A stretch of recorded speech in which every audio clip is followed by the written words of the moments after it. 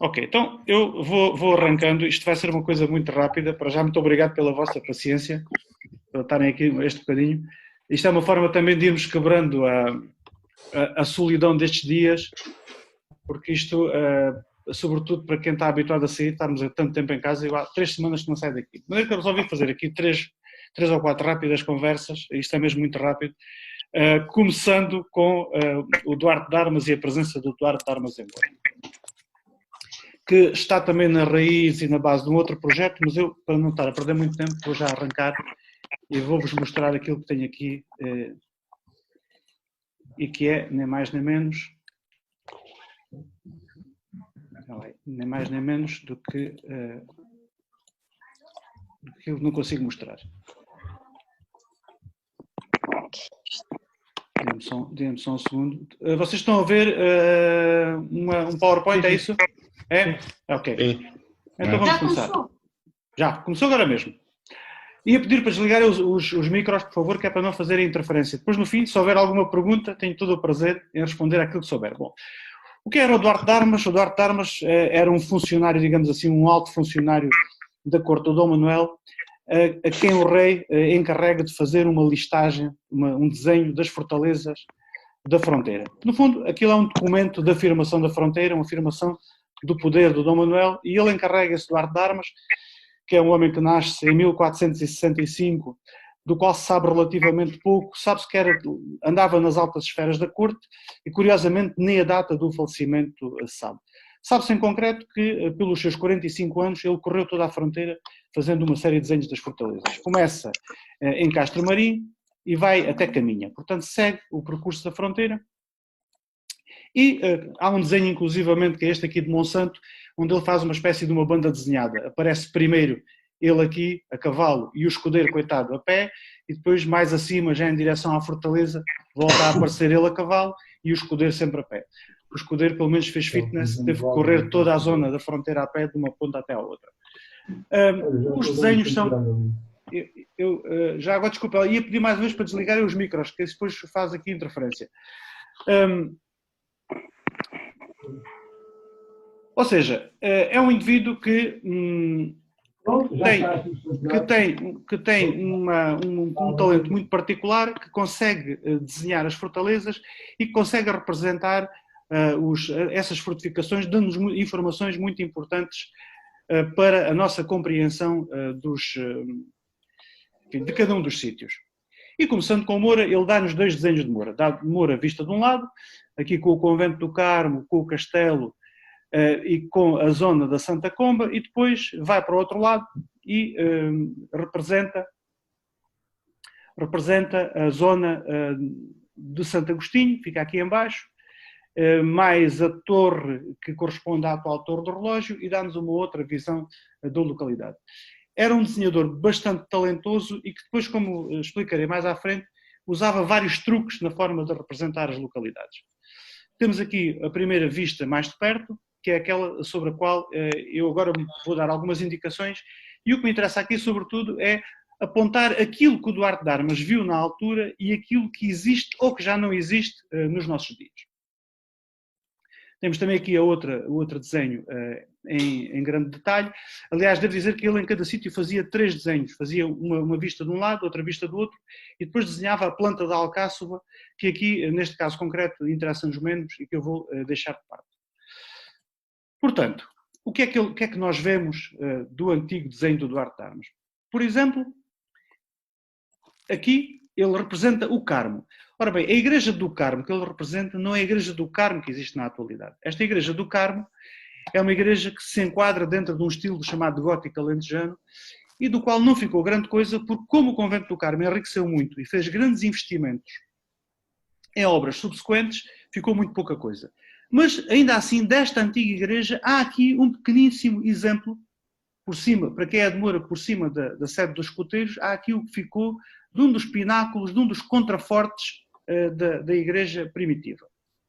Depois, se nós andarmos mais para a frente, temos este torreão que ele representa, aqui com um escudo, inclusivamente representado. É o torreão que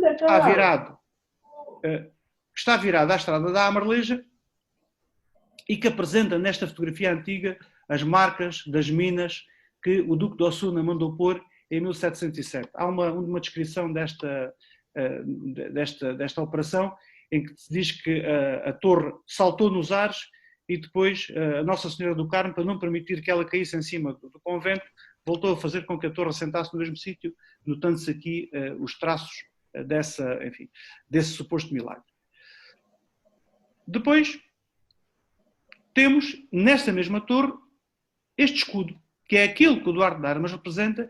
Curiosamente, eu durante muitos anos pensei que era um escudo do Dom Manuel, mas não é. É um escudo muito mais antigo, de meados do século XIV, e que data, de alguma forma, todo aquele pano de muralha. Ou seja, a muralha, onde está a torre de Menagem, onde está o torreão virado ao Carmo e onde está o outro torreão virado à praça, deve datar da década de 1550, 1560, pode ser de Dom Pedro ou de Dom Fernando, mas de uma forma global temos esse pano de muralha, toda essa muralha perfeitamente datada.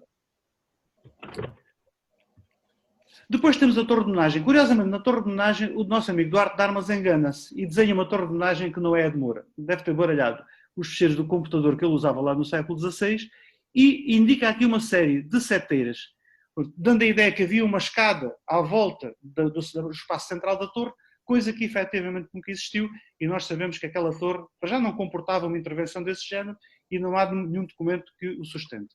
Esta imagem é uma imagem das escavações do ano de 1989, há muitos anos. Há aqui uma série de rapaziada de Moura que está nesta imagem, e temos aqui a fotografia da Torre de Menagem tal como ela está na altura. Portanto, o nosso amigo Duarte de Armas, de vez em quando, baralhava-se um bocadinho. Não é caso único, acontece em vários outros locais. Temos aqui... peço, desliguem os micros, por favor. Temos aqui o laranjal, que ele aponta. Ele diz que havia um laranjal dentro da Alcáçova. Ora bem, esse laranjal não é nem mais nem menos do que o sítio onde as escavações estiveram, assinalando o Duarte de Armas uma coisa muito interessante, que é que no centro do laranjal, que estava dentro do castelo, havia um poço com muita água e boa.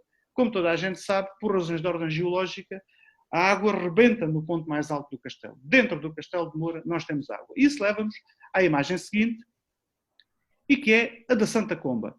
Isto que aqui se vê no Duarte de Armas, onde está aqui o rato do computador a apontar, é nem mais nem menos do que o antigo desenho da Santa Comba, antes desta fonte, naturalmente, que data de 1891. Pronto, anda cá para aqui já, se queres. Coisa muito curiosa, ele representa no mesmo desenho a Santa Comba e o Torreão. Ou seja, o Duarte de Armas objetivamente fazia batota nas representações. Qual é o problema? Não é possível ver do mesmo local, num só local, estes dois pontos. Pois nós já lá voltamos. Tenho que falar, desculpem lá a interrupção, tenho que falar com a família. Tizé, desliga o microfone, faz favor. Está bem, Santiago. Obrigado. É embaixo à esquerda. Embaixo à esquerda. Desativar o microfone. Obrigado. Há outro sítio que ele representa, que é a porta falsa. Essa porta falsa também já não existe. A porta falsa que aqui está, no desenho do Duarte de Armas, já não existe. Fica, para quem conhece Moura, ficava mais ou menos em frente da porta do departamento técnico, ou seja, da antiga entrada das traseiras do mercado municipal. O que quer isto dizer? Que o Duarte de Armas, das duas uma, ou tinha asas, ou tinha um avião, coisa que certamente não tinha, ou tinha um drone, coisa que certamente não tinha, ou então recompôs o desenho, porque ele mostra ao mesmo tempo o Carmo, o Torreão, a Santa Comba, a Torre de Menagem e a Porta Falsa. É impossível todos estes pontos serem vistos numa só perspectiva. Não há forma. Não há forma nem há ângulo. O que quer dizer que ele não era batuteiro, ele era um desenhador absolutamente genial, que conseguia refazer as coisas, interpretar as coisas e apresentar em cada um dos sítios aquilo que eram os pontos mais importantes ou aquilo que lhe pareciam os pontos mais importantes de cada uma das localidades. Passando agora para o outro lado é menos expressivo em termos de imagens. Em todo o caso, há uma coisa que ele mostra claramente, que é a Torre do Relógio, que na altura não teria relógio, mas tinha um sino lá em cima. Portanto, era já um ponto importante e que também nos ajuda de alguma forma a datar todo este conjunto e a datar a própria obra da torre. Nós sabemos que o Francisco da Ruda que é o arquiteto que está encarregado de fazer a torre, se atrasou nas obras e que, quando é mandada, digamos assim, uma inspeção a Moura, aquilo estava tudo muito atrasado. Mas, de alguma forma, permite-nos datar esta intervenção desta torre e desta obra cerca de 1510, ou seja, numa altura muito próxima àquela em que o nosso amigo Duarte de Armas por lá andava. Depois, ele mostra também a Igreja de São João Batista. A técnica da perspectiva não seria propriamente o seu forte, porque ele mostra-nos aqui uma igreja em V. Dá a ideia que a igreja está separada em 2 pontos e nós sabemos naturalmente que a igreja tem o eixo que esta imagem apresenta. E depois, para mostrar a importância da torcineira, faz uma outra batota, que é passar a torcineira da parte da frente do desenho para a parte de trás do desenho. Nós sabemos que a torcineira está à frente e ele aqui representa junto à cabeceira. Mais interessante é o facto de, em 1510, já haver uma ermita de Santo Agostinho. Nós sabemos, naturalmente, que esta igreja que lá está não é a igreja original, esta igreja é muito mais tardia. Em todo o caso, o nosso amigo Duarte de Armas, o que é que ele faz? Faz aqui uma coisa muito curiosa. Aponta aqui como Santo Agostinho e põe a igreja do lado esquerdo da imagem. Eu agora vou para trás. Das duas, uma. Ou a igreja mudou de sítio e, portanto, estava num local diferente daquele onde atualmente se encontra, ou por qualquer razão de representação gráfica lhe deu mais jeito representá-la desta forma. É coisa que não temos forma de saber, não saberemos com tanta facilidade se não houver intervenções arqueológicas naquela zona, porque também não se me figura demasiado fácil. O que é que ele diz, o que é que se diz em 1758 nas Memórias Paroquiais? No lugar em que se acha ao presente, citava a Igreja Paroquial de Santo Agostinho, havia uma ermida do dito santo em que assistiam certos monges da ordem do mesmo, se bem que era muito limitada. E de facto nós percebemos pela imagem que esta ermida era uma ermida muito pequenina. Pronto, o que é que nós podemos tirar de tudo isto? Um conjunto de informações muito importantes sobre aquilo que permanece em cada uma das localidades, coisas que mudaram em cada uma das nossas localidades e coisas que foram ficando, algumas delas com muito poucas modificações até aos nossos dias. Já agora, posso também dizer que este trabalho está a ser ampliado num outro projeto que tem a ver com a zona da fronteira alentejana, onde vou pegar nas fortalezas todas e fazer um pouco esta operação, recorrendo naturalmente ao desenho do Duarte de Armas, que é o ponto principal como base de informação, e usando depois desenhos do século XVIII e documentação posterior para localizar coisas que às vezes não são fáceis de localizar. Há determinados edifícios em muitas das localidades do Alentejo que nós temos dúvidas que modificações tiveram e em que estado é que atualmente se encontram. Chamo a vossa atenção para um pormenor que é particularmente interessante e que tem a ver com o tipo de obras, o tipo de intervenções que eram feitas nesta altura. Quando nós olhamos para a magnitude daquelas muralhas e para aquele tipo de intervenções, temos que ter em conta que na altura não havia câmaras municipais nem havia fundos comunitários que fizessem este tipo de obras. Não havia planeamento, não havia termos de referência, não havia fluxogramas e as câmaras não tinham presidentes e vereadores que tratassem destes assuntos. Portanto, era um trabalho feito comunitariamente. As obras de reparação das muralhas eram feitas muitas vezes com o recurso, ou na maior parte das vezes com o recurso à população, que se encarregava naturalmente de dar o seu contributo e de reparar aquilo que era do seu próprio interesse. Eles não podiam fazer de outra forma, porque não, em caso de aflição não podiam ir socorrer-se do poder central ou sequer do poder municipal. Portanto, em síntese, em termos gerais, era isto que eu tinha sobre o Duarte de Armas. Como veem, isto foi uma coisa curta, 15 minutinhos, também não era desejável nem expectável que fosse muito mais tempo. Para a semana ameaço reincidir agora com a Moraria de Moura, que é o tema deste livro que aqui está, que há de ser lançado, tem um título em latim, que foi traduzido pelo António Betancourt, que está a assistir e a quem agradeço aqui publicamente a simpatia e o esforço de nos dar esta ajuda. Agora sim, se houver alguma dúvida, alguma questão, tenham a bondade.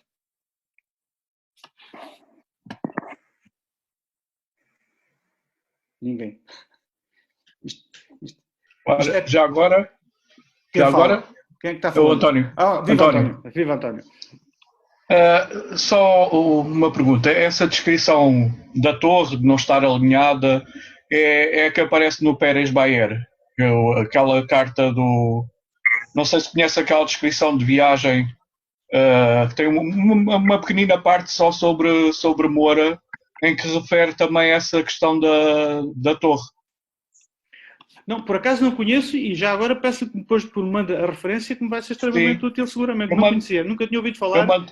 É um daqueles grandes prelados espanhóis, no Pérez Bayer, e que fez uma visita a Portugal. E então vai contando o caminho todo, e portanto logo o primeiro sítio onde ele para é precisamente em Moura. E portanto tem não sei, 2 ou 3 parágrafos exatamente sobre Moura. O que eu estava a referir em relação à torre, a torre, ela não é que ela estivesse desalinhada, ela ficou com aquele desalinhamento depois das minas do Duque de Osuna. Eles queriam mandar a torre abaixo e puseram umas minas, só que a torre é tão pesada e a construção é tão densa e tão forte que aquilo acabou por saltar no ar e depois voltou a ficar quase exatamente no mesmo sítio. Depois do restauro dos anos 60, esse desalinhamento já quase não se nota, praticamente não se nota. Mas nas fotografias antigas, aquilo que é relatado nas memórias paroquiais de 1758 nota-se perfeitamente. Nós vemos o desalinhamento e vemos a torre partida. Eu se conseguisse partilhar aqui... não, isto não é. Está bem. É que eu por acaso tenho aqui o documento, mas está aqui no outro computador, senão até mostrava, porque isto é uma coisinha pequenina, até mostrava aqui para vocês verem todos o que ele diz. Normalmente as referências a Moura são muito pequenas e muito sumárias, embora às vezes sejam de grande interesse. Uma delas que é recorrente e que tem a ver com o castelo. Diz sempre que o castelo, apesar de estar no ponto mais alto da vila, tem água em abundância e tem água permanentemente. Tem, efetivamente, porque o castelo está em cima de uma falha geológica que faz com que a água suba e que permite que aquela fonte de abastecimento que vem de um aquífero que existe entre a Serra da Adiça e Moura abasteça a localidade em permanência, o que naturalmente lhe dava umas condições absolutamente excepcionais em termos de defesa. Não há mais questões? Isto é pior que as minhas aulas de mestrado. E isso são só 4. E isso são só 4. Desculpa. Quem é que fala? Sim, Miguel. Miguel, estás bom? Tudo bem. Olha, eu sei que é desculpa uma coisa. Essa mesma torre, segundo eu percebi, é aquela que no desenho do Duarte de Armas tem um alambor, certo? Sim. Sim. Esse alambor será datável de quando? É porque isso não se compagina muito com um brasão de armas já do século XVI. Na medida em que o alambor no século XVI já tinha sido praticamente abandonado como técnica de defesa. Espera aí, deixa-me lá voltar para trás. Já agora? Espera que agora desapareceste. Estás a ver ou não? Eu não estou a ver, porque agora aqui dando aqui uma macacoa, não sei o que é que se passa, mas deve ser problema meu. Já está, sim, exatamente. Ela tem o alambor, está o alambor e está o escudo. E o escudo, segundo eu percebi, será do 16 já, não é? Não. Peço desculpa. Eu aí expliquei-me se calhar depressa demais. Não, é 14. É 14. Pronto, não, 14 iniciais? Não, meados. Há 3 ou 4 paralelos, nomeadamente em Mourão e salvo erro em Castelo Bom.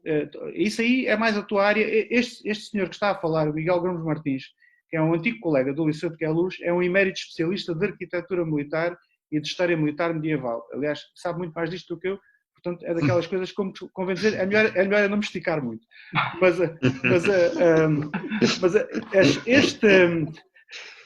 o escudo é meados do século XIV, o que, aliás, data perfeitamente e tem uma certa lógica. O que é que acontece em Moura? Em 1322 é feita uma doação que permite arrancar com as obras. Ora bem, as obras na altura, entre a decisão e o início da obra, era muito pior do que hoje em dia, com o lançamento do concurso, com a adjudicação, com a consignação, etc. E, portanto, juntar os recursos para o arranque da obra levou seguramente algumas décadas. Aliás, a grande tradição, a grande mania é quando nós temos fortificações desta altura, é tudo Dom Fernando. À falta de melhor solução, é tudo Dom Fernando. Eu não sei se é Dom Fernando, se é um pouco anterior ao Dom Fernando, que é seguramente... Pode fazer sentido ser Afonso IV, que se compagina, por exemplo, com a altura da ereção do Castelo de Mourão. Perfeitamente.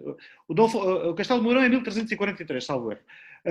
Portanto, é perfeitamente compaginável uma coisa com a outra. Não foge muito disso, não foge muito de meados do século XIV. O que, aliás, também coincide com uma outra coisa que será o tema, para quem tiver para aturar isto na próxima semana, a conversa da moraria, que tem a ver com a chegada à Moura de um conjunto de peças de luxo que, na nossa perspectiva, do Zé Gonçalo de Finha e minha, só é compaginável, só se admite no quadro de uma grande circulação monetária. Ou seja, tem de haver ali um investimento, e neste caso um investimento público muito significativo, que permita a uma certa elite comprar peças fora. E não é propriamente, eles não foram propriamente ao IKEA ou à loja da esquina, não é? Compraram-nas, mandaram-nas vir dos grandes centros produtores do Oriente peninsular.